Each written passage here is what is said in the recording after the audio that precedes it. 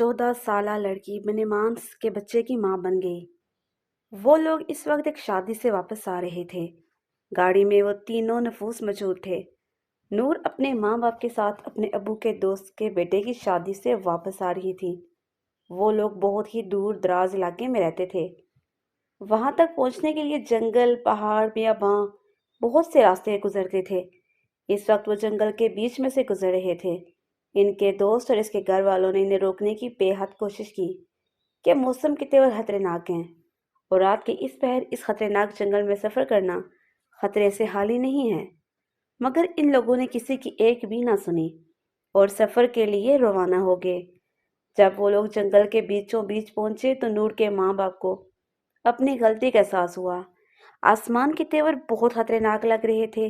आंधी तूफान की जोरदार आवाज जंगल में दरख्तों से टकराकर माहौल को दहशतनाक और खौफनाक बना रही थी।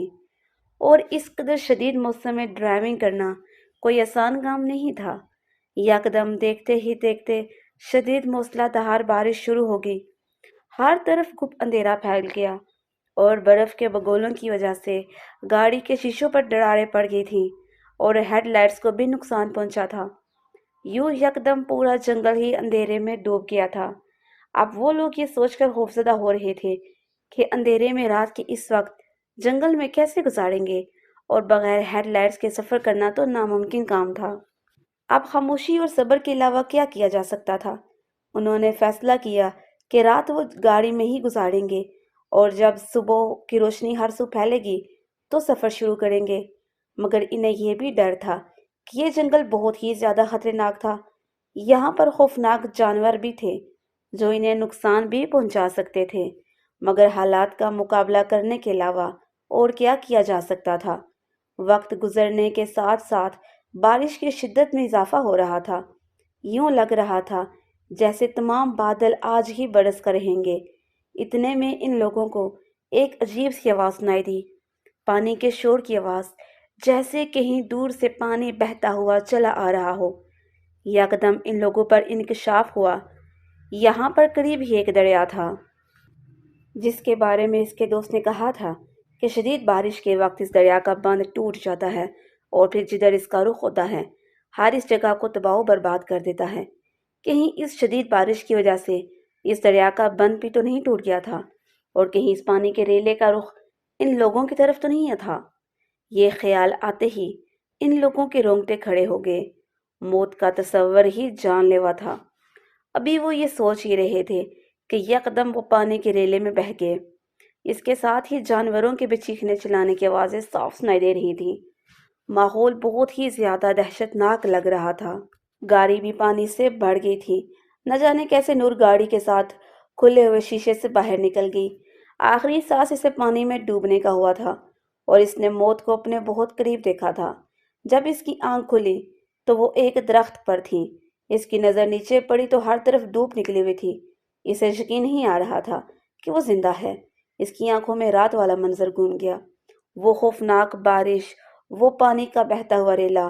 तो वो बच गई थी तो इसके माँ बाप कहाँ थे। वो छोटी सी लड़की खौफजदा सी होकर इर्द गिर्द देखना शुरू हो गई थी। वो इस वक्त एक दरख्त पर मौजूद थी। कितने ही जानवर जमीन पर पड़े हुए थे। कोई मुर्दा हालत में थे, कोई जख्मी हालत में थे। दरख्त भी टूटे फूटे इधर उधर गिरे पड़े थे। अगला मंजर देखकर वो खौफजदा रह गई। एक अजीब सी आवाज पर इसने सर उठाकर अपने पीछे देखा तो खौफ से वो अपनी जगह से गिर गई। मगर अगले ही पल इसे इसने थाम लिया था। वो एक बनीमांस था, जिसामत में बहुत ही बड़ा था। इसके एक हाथ में छोटा सा बच्चा था और दूसरे हाथ में इसने नूर को थाम लिया था और फिर नूर को वापस इसी टहनी पर बिठा दिया था। नूर इसको देखकर खौफजदा हो गई थी और वो भी जैसे नूर की आंखों में देखकर समझ गया था कि वो इससे डर रही है। नूर का जहन इस वक्त ताड़कियों में डूब रहा था। वो ये सोचने समझने से कासिर थी कि इसे क्या करना चाहिए। इसके माँ बाप कहाँ हैं? कितने ही सवाल इसे अपनी लपेट में लिए हुए थे। वो नहीं जानती थी कि वो कौन सी जगह पर है और वो ये भी नहीं जानती थी कि इस जगह से कभी निकल भी सकेगी या नहीं। इतने में इस बनवांस ने वो छोटा बच्चा नूर के पास बिठाया और वहां से चला गया। थोड़ी देर के बाद जब वो वापस आया तो इसके हाथ में फ्रूट्स थे। گویا وہ جبلت کے تقاضوں سے واقف تھا۔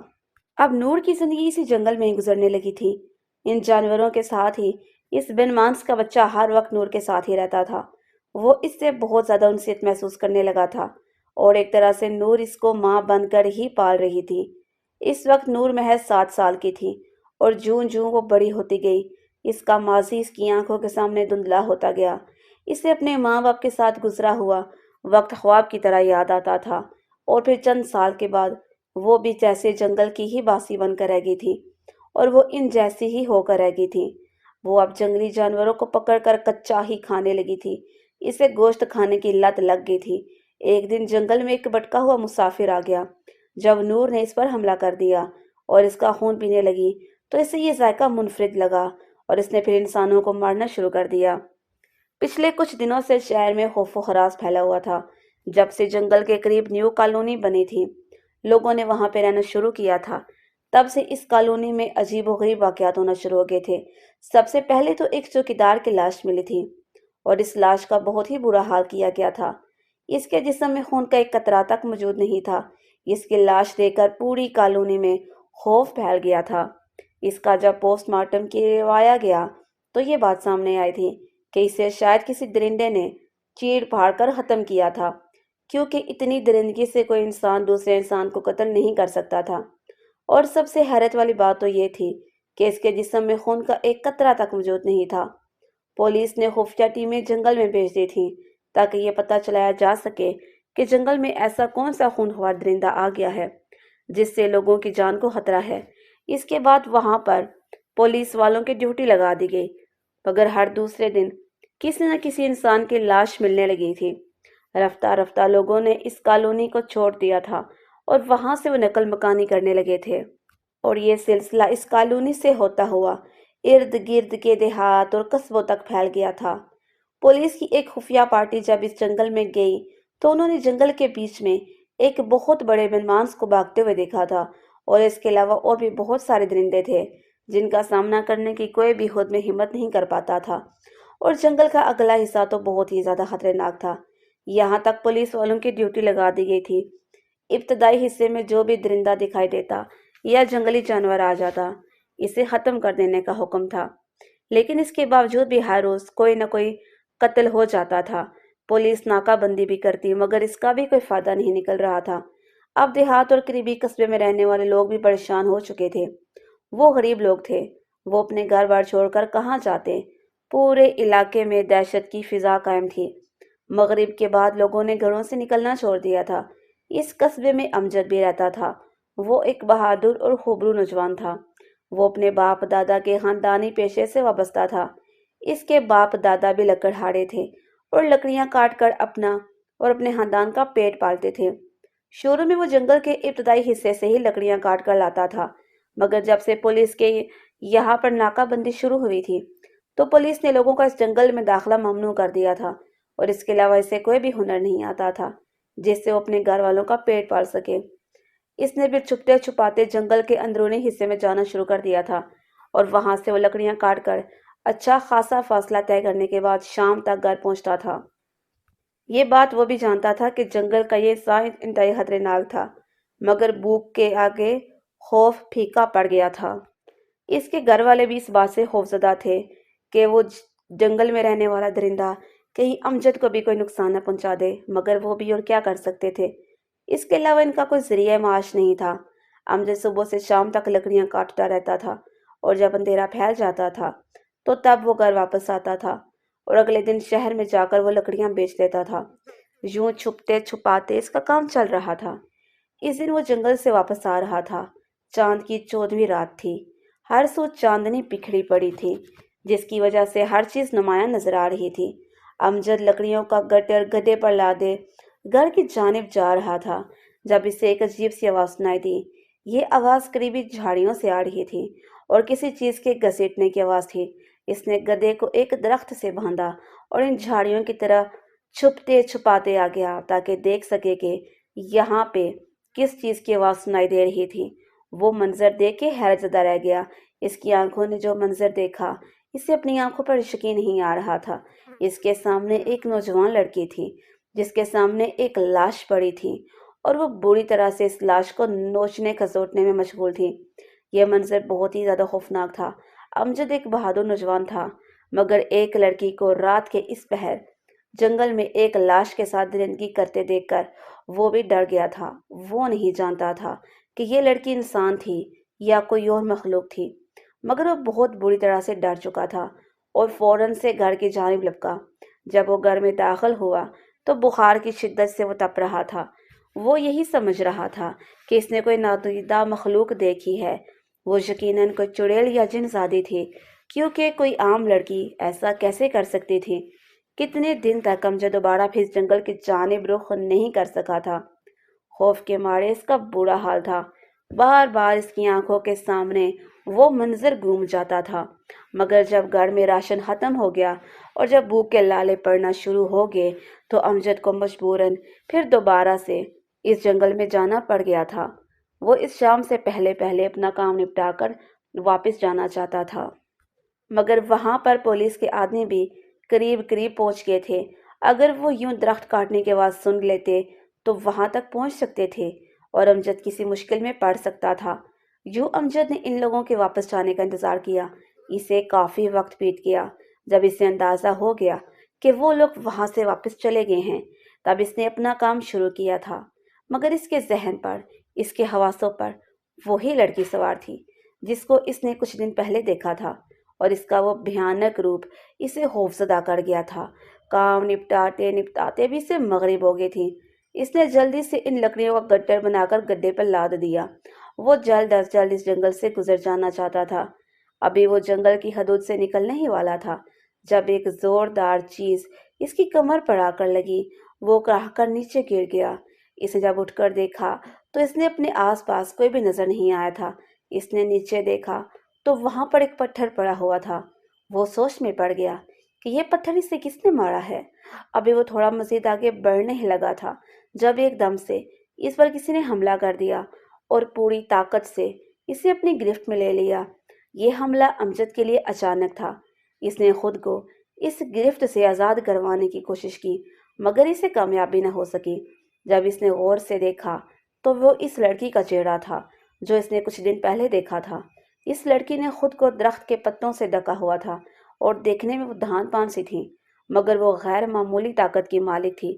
امجد تو اس کے سامنے خود کو بالکل بے بس محسوس کر رہا تھا۔ اس لڑکی کے چہرے پر وحشت اور درندگی طاری تھی۔ پوری قوت سے امجد نے اسے دھکا دے کر نیچے پھینکا تھا اور اس لڑکی نے دوبارہ سے امجد کو پکڑ لیا۔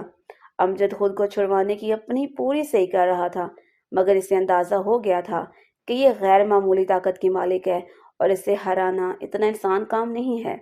اچانک اس کی نظر اپنے گدھے پر پڑے کلاڑی پر پڑی اور اس نے اپنے ذہن میں ایک منصوبہ تیار کیا۔ اس نے پوری قوت لگا کر لڑکی کو زوردار دھکا دیا۔ لڑکی پیچھے جا گری تھی۔ امجد نے جلدی سے وہ کلاڑی ہاتھ میں اٹھا لی۔ اس سے پہلے کہ وہ لڑکی امجد پر حملہ کرتی، امجد نے اس پر کلاڑی کا وار کر دیا تھا۔ یہ وار اس کے کندھے پر ہوا تھا جو کافی گہرائی میں اتر گیا تھا۔ وہ لڑکی خود کو پکڑ کر زمین پر گر کر کڑانے لگی تھی۔ امجد فوراً سے وہاں سے نکلا اور بھاگتے ہوئے جنگل کی حدود سے نکل آیا۔ وہ بھی یہ سوچ ہی رہا تھا کہ وہ لڑکی نہ جانے کون تھی، وہ انسان تھی یا کوئی اور مخلوق تھی، اور اس نے امجد پر حملہ کیوں کیا تھا۔ اور کچھ دن پہلے اس نے اس لڑکی کو جو اس لاش کے ساتھ سلوک کرتے دیکھا تھا، اسے اندازہ ہو گیا تھا کہ گاؤں میں جو بھی غیر معمولی واقعات ہو رہے ہیں وہ وہی لڑکی سر انجام دے رہی ہے۔ مگر اس کے بعد امجد پھر کبھی اس جنگل میں داخل ہونے کی جرات نہیں کر سکا تھا۔ اس کے بعد اس نے مزدوری کرنی شروع کر دی تھی، مگر وہ کبھی جنگل میں نہیں گیا۔ یہ اسے کچھ دن بعد کی بات ہے جب پولیس کے ہاتھ میں وہ لڑکی لگ گئی جس نے ایک سپاہی پر حملہ کیا تھا، اور پھر 3 سپاہیوں نے مل کر بڑی مشکل سے اس لڑکی کو قابو کیا تھا، اور پولیس پر یہ انکشاف ہوا تھا کہ جتنی بھی اموات ہو رہی تھیں وہ اس لڑکی کی وجہ سے ہی ہو رہی تھیں، مگر کوئی یہ نہیں جانتا تھا کہ وہ لڑکی کون تھی، کہاں رہتی تھی۔ مگر ایک عجیب بات ضرور ہوئی تھی جس نے سب کو دنگ کر کے رکھ دیا تھا۔ جب پولیس نے اس لڑکی کو گرفتار کر کے لے جا رہی تھی تو یکدم کسی بدمعاش نے پولیس والوں پر حملہ کر دیا تھا۔ کتنے ہی پولیس والے زخمی ہو چکے تھے۔ فائرنگ کر کے اس بدمعاش کو وہاں پر ہلاک کر دیا گیا تھا، اور وہ لڑکیاں پولیس کی حراست میں تھی۔ اس کے لیے غیر معمولی سیکیورٹی کا انتظام کیا گیا تھا کیونکہ وہ غیر معمولی طاقت کی مالک تھی۔ کتنے ہی پولیس والوں کو اس نے زخمی کیا تھا۔ حکومت نے اسے پھانسی کی سزا دے دی تھی اور اس کے بعد شہر کا ماحول اپنے معمول پر آ گیا تھا۔ تمام علاقے میں جو خوف و ہراس کی فضا قائم ہو چکی تھی وہ اب رفتہ رفتہ ختم ہو چکی تھی۔ لوگ اب آزادانہ اس جنگل میں دن دہاڑے بھی جاتے تھے۔ کوئی نہیں جانتا تھا کہ یہ لڑکی وہی 7 سالہ بچی تھی جو اس دن جنگل میں کھو گئی تھی اور جسے اس بدمعاش نے ڈوبتے ہوئے بچا لیا تھا۔ کیسے وہ آدم خور بن گئی اور اس کے ماں باپ کہاں گئے، اس حقیقت سے آج تک دنیا لا علم ہے۔ ختم۔